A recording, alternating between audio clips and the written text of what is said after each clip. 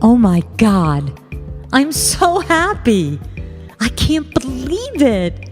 I never thought I would feel this way. I'm so much in love. Again? Okay, how does this happen? I mean, at times, I suppose that people can misrepresent themselves. But at some point, we have to take responsibility for being married to the fantasy. And stop loving the fiction, but rather realizing the facts. Did you get that? You find yourself going from one disaster relationship to another. And you even fooled yourself into believing that you learned from the last mistake. So you create this facade of wisdom attached to your decision, just so that your friends will support your madness. Friends are great like that. Even if they think you're out of your mind, they will always say, "Oh my God, I'm so happy for you." And then they'll call all your mutual friends and say, "Okay, are you ready? She's in love again." Yep. And he or she has the same qualities as all the rest did. Now, wait a minute. Don't get me wrong. It's not wrong to want to be loved or share your dreams or passions with someone and have a partner that you can build a life with, or just have someone that you love, like, and who turned you on madly.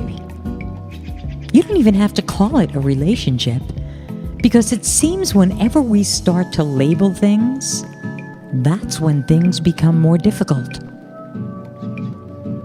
But here's the trick. You can't get into the Kool-Aid with everyone you meet. And it can't be with people that need fixing. And it can't be with dysfunctional, addictive type personalities. As Sunny from the Bronx Tale said, you have 3 great ones in your life. Your first love, just so you have an expectation of things to come. Your second, because now you really know how to make love, and you have an understanding and meaning of the word dysfunction. And your third, because you have the wisdom from your past to know that this one will count. Well, actually, I paraphrased that. Sunny said something like that. And how many people really take the time to get to know someone anymore?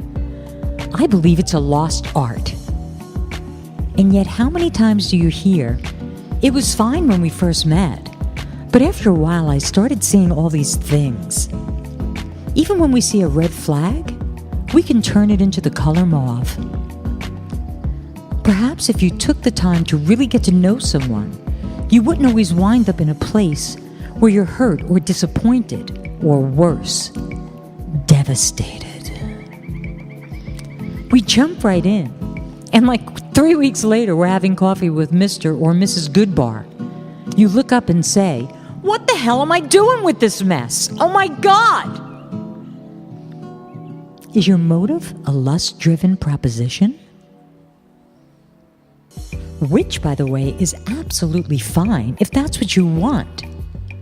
Or is it that you just want that magic and passion so badly that you make everybody you meet be the one? Sounds like premature imagination to me. Let me correct one thing. It's very difficult to be devastated. You see, a person that is not a whole entity cannot devastate you. We have the option to say no thanks. But you know what happens? We let the externals or the physicals of that person manipulate the internals and then create our own non-reality. Think about it. And why would we want to do that? Well, perhaps we feel that we don't deserve to be happy. Nah, come on, that's not it. Or perhaps we feel that we can always fix them and make them better. Look, it's like shopping at a designer outlet, and you're going to the rack that has slight imperfections. You think, if I did this or accessorize with that, this could work. You miss the bigger picture. When someone shows you their true colors the first time, believe them. Slight imperfections are exactly that.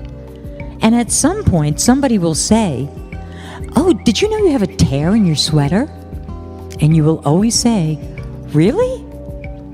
God, how did that happen?" I understand that Tommy and his shine box might be hot. But do you really want to be married to the mob? And I understand that the holidays, and any holiday, can make you have bad judgment. As well as, the tree, the lights, the tinsel, the balls. Before you know it, you're bringing home the guy that sold you the tree. Ma, this is, I'm sorry, what's your name? Or is it just a girl thing? Do guys go through this? I wonder. I can hear it now. "Yo, Tony, I'm so confused. This chick is making me nuts. I feel so exposed, and I'm not sure if she's really committed to me, Why am I so vulnerable?" "Yo, Bobby, look, it all goes back to when you was a kid. Remember, your ma used to take the cannoli away from you before you could finish it? She played all these games with you. And now you don't trust any woman, mink you. I really think she loves you." Maybe it is just the women. Maybe we've been disillusioned. Maybe we've been fed a host of propaganda. And maybe we bought into the commercialism of love. Look, I blame Disney for all of this, okay? Because when those little girls grow up, they are going to be so damn disappointed. We're the ones that believed in all those love stories. Splendor in the grass, an affair to remember the way we were. And for the longest time, I really did believe that Leslie Ann Warren was Cinderella.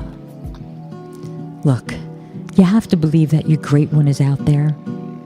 But you really have to believe it in order to find it. Honestly. Now look, if Jimmy 2 times does show up at your door with some wine and cannolis, don't close the door in his face. You don't have to marry them. Just leave the gun and take the cannoli. Go find your love. Your love is out there waiting for you.